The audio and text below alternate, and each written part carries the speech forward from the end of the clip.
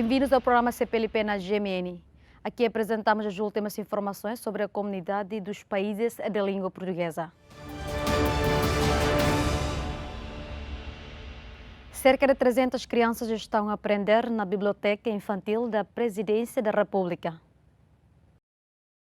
A Biblioteca Infantil da Presidência é um projeto que acolhe crianças com idades entre os 6 e os 13 anos, de segunda a sexta-feira, para melhorar e desenvolver competências das crianças a nível extracurricular. Qualquer criança que queira aprender pode inscrever-se no Palácio Presidencial. O objetivo é para desenvolver a capacidade das crianças, porque há muitas crianças neste projeto. Eu posso dizer que são quase 100% que talvez não tenham acesso a dessas atividades noutros lugares ou nas escolas. Então aqui nós não damos uma formação assim, pronto, que damos um certificado, o diploma não é isso, mas nós queremos preencher o tempo das crianças quando elas saem da escola. As crianças que andam na escola de manhã vêm participar nas atividades da tarde e as que andam da tarde vêm participar nas atividades de manhã. As crianças que primeiro entraram neste projeto de, podemos dizer que zero, em música, não entendiam nada, mas agora já sabem tocar. Tem um grupo de dancer também, que já uma vez apresentaram aqui no Palácio, num evento aqui. Tem crianças que têm muito boa voz também, que podem cantar e já sabem cantar, e é assim que nós ensinamos. Além da biblioteca que oferece os livros para ler, este projeto oferece também formação em arte, língua portuguesa e inglesa, de nível básico, educação cívica, música, dança e culinária. Neste momento, a Biblioteca Infantil tem cerca de 300 crianças em formação. O horário divide-se em 2 sessões, uma de manhã e outra de tarde, para não coincidir com o horário escolar das crianças. Sinto-me muito contente por aprender aqui. Inscrevi-me na biblioteca porque gosto de aprender língua portuguesa e inglesa. Quero também trabalhar com o computador, mas ainda não tenho. Além disso, também já aprendi a fazer bolo de chocolate, que agora também faço em casa, e os meus pais ficam muito contentes. Por último, queremos agradecer ao Senhor Presidente da República que nos oferece este espaço para podermos aprender. Love you, Night President. O projeto foi criado pelo presidente Ramos Horta em 2011, no seu primeiro mandato, e foi parado em 2018. Depois de ser eleito pela segunda vez em 2022, o presidente reabriu o projeto. A presidência pretende também alargar a biblioteca aos municípios para que as crianças que vivem fora de Dili também possam ter acesso ao programa. Cerca de 80% dos jovens são-tomenses querem abandonar o país em busca de melhores condições de vida, indica um estudo do Conselho Nacional da Juventude São-Tomense. Segundo o responsável, os inquiridos apontaram como motivos de querer emigrar a necessidade de encontrar melhores condições de vida. Também questões ligadas à saúde, e outros vão aventurar-se por falta de oportunidade de emprego em São Tomé e Príncipe. O estudo foi realizado em julho do ano passado, com apoio do PNUD, quando São Tomé e Príncipe se preparava para as eleições legislativas, autárquicas e regional.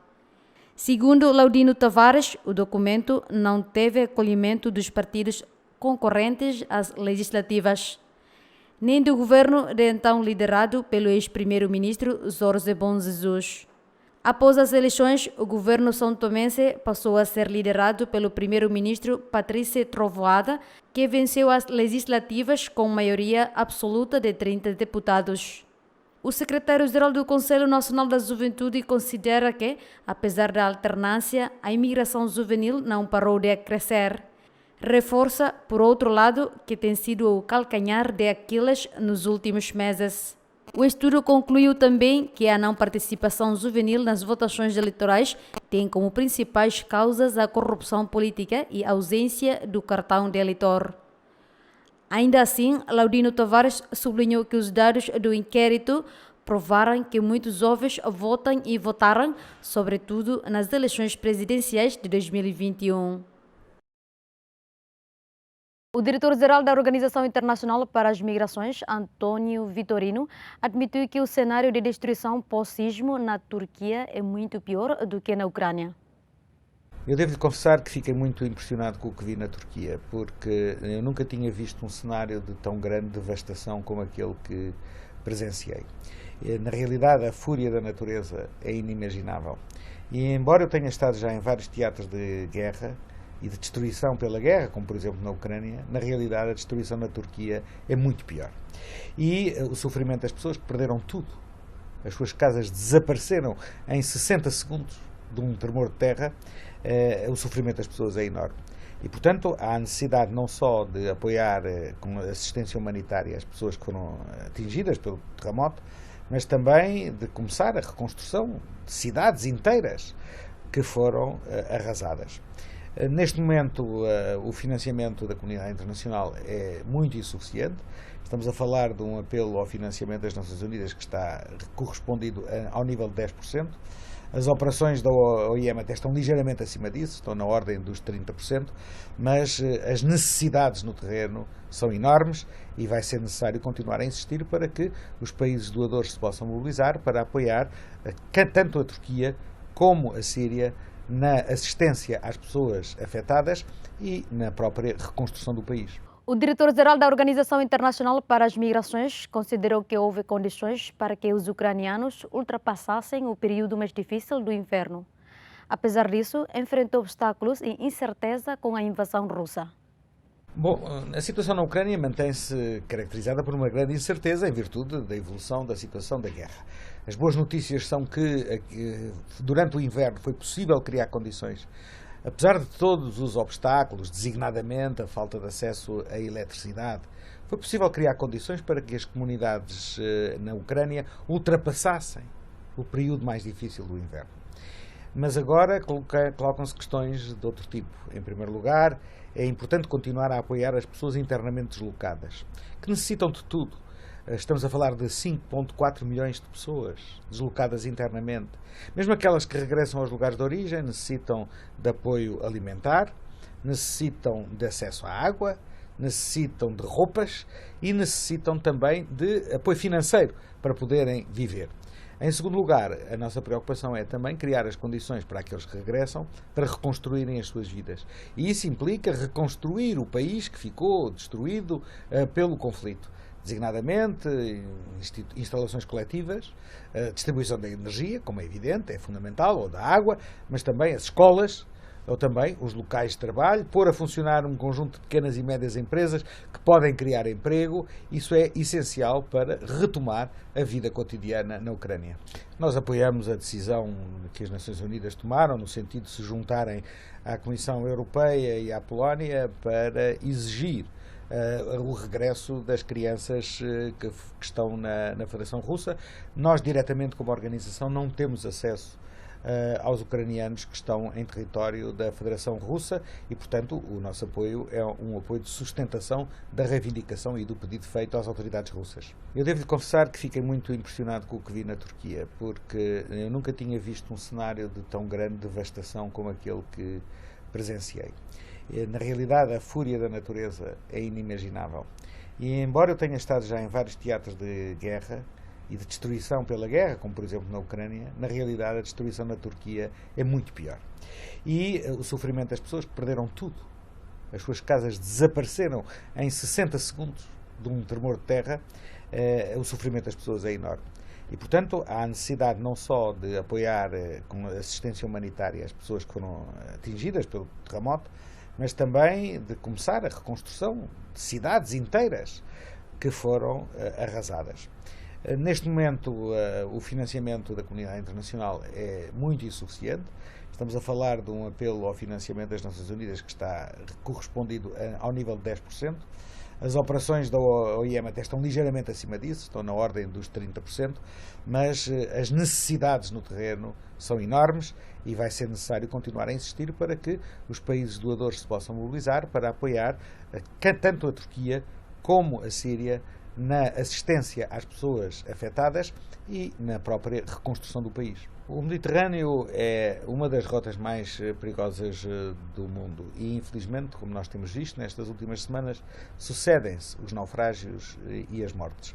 E a Comissão Europeia apresentou uma proposta recentemente no sentido que os Estados europeus têm que tomar uma decisão sobre as operações de busca e salvamento, que não podem ser deixadas exclusivamente à iniciativa das organizações não governamentais, e têm que criar um sistema de previsibilidade de desembarque, portos de desembarque para as pessoas que são salvas do mar.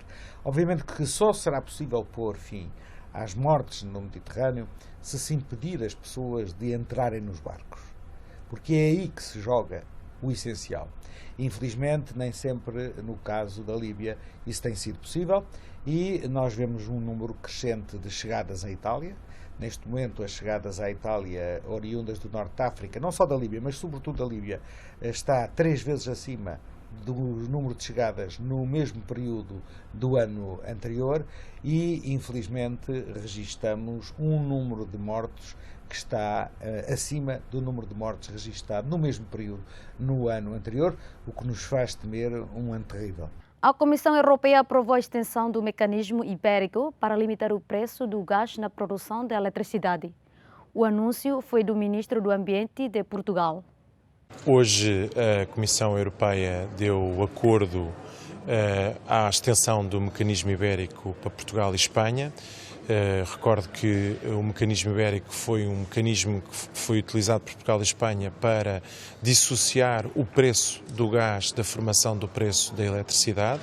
Ao longo do período do mecanismo até agora foi possível uma redução no preço da eletricidade em cerca de 43 euros megawatt-hora, o que se traduziu num benefício para os clientes portugueses expostos ao mercado grossista de eletricidade de cerca de 570 milhões de euros. A extensão do mecanismo ibérico será até o final do ano. Com a extensão do mecanismo ibérico vai ser possível, a partir do preço que neste momento nós tínhamos estabelecido como limite, que eram 55 euros megawatt-hora, ir subindo cerca de 1 euro megawatt-hora por mês, até chegarmos em dezembro a 65 euros megawatt-hora. Isto quer dizer que sempre que o preço do gás for superior a este limite, será este limite a determinar o preço da eletricidade e não o limite do preço de mercado do gás. Portanto, recordo uma vez mais que esta foi um projeto conjunto de Portugal e de Espanha, que defendeu desde o início a necessidade de intervenção do mercado. Os períodos mais difíceis que vivemos o ano passado foram os momentos em que os preços muito elevados do gás, que chegaram a atingir 300 euros megawatt-horas, definiram o preço da eletricidade. Nós conseguindo desacoplar, conseguimos baixar o preço do mercado grossista de eletricidade e com isso beneficiar todos os clientes, todas as famílias, todas as empresas que estavam expostos ao preço de mercado. Com esta extensão temos uma garantia, caso voltemos a ter preços muito altos de gás, nós conseguiremos limitar aquilo que são os preços na formação do preço da eletricidade. Este é um mecanismo que nos permite salvaguardar-nos para o caso do preço do gás voltar a disparar como o ano passado. Volto a referir, em média, desde o início do mecanismo à data, o benefício foi uma redução do preço do mercado de eletricidade de cerca de 43 euros megawatt-hora. Portanto, há momentos em que o mecanismo é acionado sempre que o gás marca preço e o preço do gás é superior ao mecanismo. Sempre que o gás marca preço, mas o preço do gás é inferior ao mecanismo, não há necessidade do mecanismo acionar. Portanto, isto funciona como um seguro para preços elevados do gás, porque, como soubemos no ano passado, o principal problema que nós tivemos no mercado de eletricidade foi quando nós tínhamos preços muito altos do gás e era o preço do gás que marcava o preço da eletricidade. Com o mecanismo ibérico, nós passámos a ter um limite para a influência do preço do gás no preço da eletricidade. E foi esse limite que nos permitiu ter uma poupança média no preço de mercado grossista de eletricidade de cerca de 43 euros megawatt-hora, que se traduz, na realidade, num benefício de cerca de 570 milhões de euros para todas as famílias e empresas portuguesas que estão expostos ao mercado de eletricidade. Em Portugal, assembleias preparatórias, a distribuição de panfletos, os preparativos para a manifestação Casa para Viver fazem-se num ambiente de diversidade e empenho. No próximo sábado, dia 1 de abril, a manifestação Casa para Viver vai realizar-se em várias cidades do país. Integrada numa ação europeia pelo direito à habitação, o manifesto junta perto de 100 subscritores entre organizações, coletivos, grupos comunitários e associações de moradores que não aceitam as medidas propostas pelo governo e sugerem outras. Além da regulação e do controle das rendas, como vivemos uma enorme crise de habitação e as casas têm preços absurdos, achamos que é fundamental fazer uma suspensão total daquilo que são as oposições às renovações de contrato e aos despejos, porque as pessoas não têm para onde ir. Não há sítio para ir, as pessoas têm uma carta de renovação de contrato ou de despejo e não têm onde ir, nem no mercado privado, nem não têm uma resposta pública e, tal como isso foi feito durante a pandemia, também devia ser feito agora. Por outro lado, achamos que é muito importante dar uso, efetivamente, às casas vazias dos grandes proprietários, dos fundos de investimento, etc., que são exatamente aqueles que são uma exceção naquilo que são as medidas no Governo. Parece-nos também que é muito importante que, ao nível das instituições bancárias e financeiras, que não se possa penhorar a casa de família, a casa de morada de família, por causa daquilo que está a ser agora, neste momento, o aumento das prestações bancárias e que os spreads sejam regulados para controlar aquilo que são os lucros dos bancos e as pessoas conseguirem ter prestações bancárias que consigam pagar. A preparação está a ser trabalhosa, mas, dizem as porta-vozes, conta com pessoas de todo o tipo, de todas as esferas, de todas as classes sociais, incluindo algumas que nunca sequer pensaram em participar em movimentos associativos ou manifestações. Estamos todos empenhados, que nós não desistimos, que estamos a resistir quando nos querem expulsar das cidades, quando dizem que a casa é um luxo e não um direito. Queremos que apareçam, que deem as mãos connosco, que gritem connosco. A manifestação vai realizar-se em Aveiro, Braga, Coimbra, Lisboa, Porto e Viseu, mas também noutras cidades europeias. A cantora portuguesa Marisa Liz estreia-se a solo com um álbum no qual traduz em música os girassóis e tempestades de que é feita. O álbum conta com inéditos de António Variações e Chico César. Já esqueceram o cantar e o sorriso, já não são homens de boa vontade. A loucura está a vencer o juízo, o ódio, a amizade. Estão-se a despir de toda a humanidade. Eu nunca tive a necessidade de ter um disco a solo. Isso nunca foi uma vontade minha. Ou algo que eu sentisse assim, eu qualquer dia vou ter o meu disco a solo. Eu nunca senti essa necessidade. Eu venho sempre de bandas, desde miúda mesmo, Poplin, Onda Choque, depois Dona Maria, todas as bandas de bares que passei. Depois Amor Eletro, e sempre me senti parte de uma banda. Eu, sendo muito sincera, e esta ideia surge depois de nós, enquanto banda, tomarmos a decisão de pausarmos. E foi depois disso que surgiu a necessidade de eu fazer alguma coisa. E depois de começar a fazer este disco, percebi que precisava mais disto do que eu achava. Vou-me queixar, estou-me a alarmar, vou suplicar ao Deus da vida para os neutralizar. Mandámos para os herdeiros e depois foi uma semana de ânsia tremenda, onde eu todos os dias perguntava à editora, eles já responderam, eles querem que seja eu. Isto vai acontecer, e a Carla, a minha mãe, dizia, Marisa, calma, ainda ninguém me disse nada, vamos ter calma. E eu, entretanto, fui para o Rio de Janeiro para compor, para o Rio de Janeiro e para São Paulo, para compor com outros artistas, e no avião fiquei sem dados, e quando saio do Rio de Janeiro e ligo os dados, a primeira mensagem que eu tenho, e agora, não posso emocionar, mas é impossível, era uma mensagem a dizer, é tua. E foi isso mesmo que eu senti, que foi um presente do António.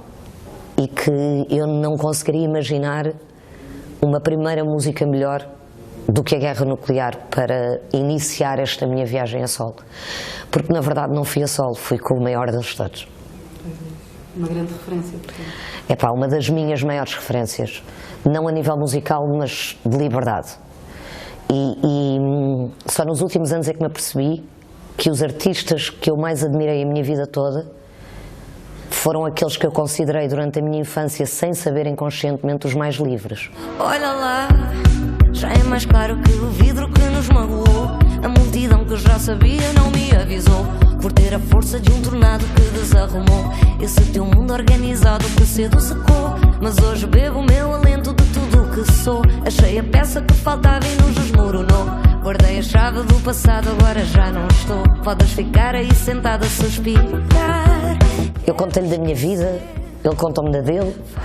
Eu expliquei-lhe a minha viagem ao Petão, uma das viagens mais importantes que eu fiz, depois da minha separação e depois da morte do Rex, e que retirei esse tempo para ir subir montanhas, ir ao ninho do tigre e fazer tudo aquilo que eu ansiava fazer há anos, porque é o sítio onde tu vais, onde tu depois te desconfortava, porque não tens ninguém ao teu lado que possas dizer: olha, para onde é que eu vou?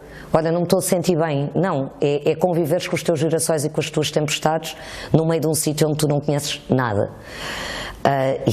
E de ser o caso do Petão, que é um país completamente fora de tudo o resto que é para nós aqui o dia-a-dia.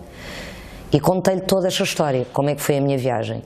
E ele no jantar disse: Marisa, olha, não sei se vou conseguir fazer uma canção, deixa ver. E eu já estava a ver todo aquele discurso que ela disse: isto não vai acontecer. Nós saímos do jantar e eu fui para outro concerto, ver outra malta a tocar muito fixe, a Martinália, o Zé Ricardo, malta muito fixe. E fiquei sem bateria. Isto acontece-me sempre estas coisas com o telemóvel.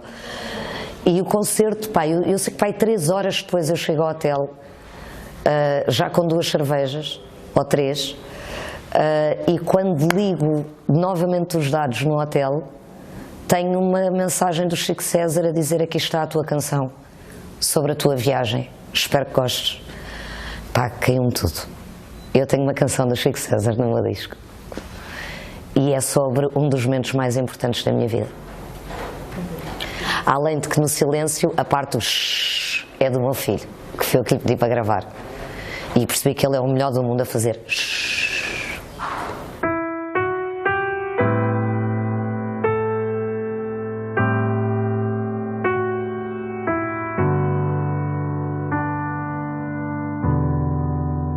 Eu faço música pela ligação emocional que tenho com a música.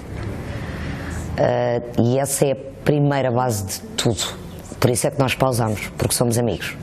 Porque poderíamos ter continuado, porque a banda tinha sucesso e tínhamos concertos e podíamos ter estado mais 10 anos, mais 20 anos. Em primeiro lugar está a sinceridade que temos em relação à música e a nós mesmos. E eu tomei essa decisão de forma muito consciente. Eu sei que para as pessoas se calhar vai ser difícil, para mim também, mas espero que a malta aceite isto como eu e que vá junto comigo, porque é um caminho novo para eles em relação a mim, é um caminho novo para mim. Bora fazer este caminho juntos. Se as pessoas eventualmente a meio do concerto lhes apetecer cantar uma música de amor eletro, então cantem para mim e eu vou adorar. Foi assim que aconteceu, eu viajei naquele olhar de tão certo que era meu, tão certo que queria ficar, e o meu corpo amanheceu, lembrou-se que queria amar. Foi assim que aconteceu, assim que aconteceu, assim que aconteceu. Foi assim.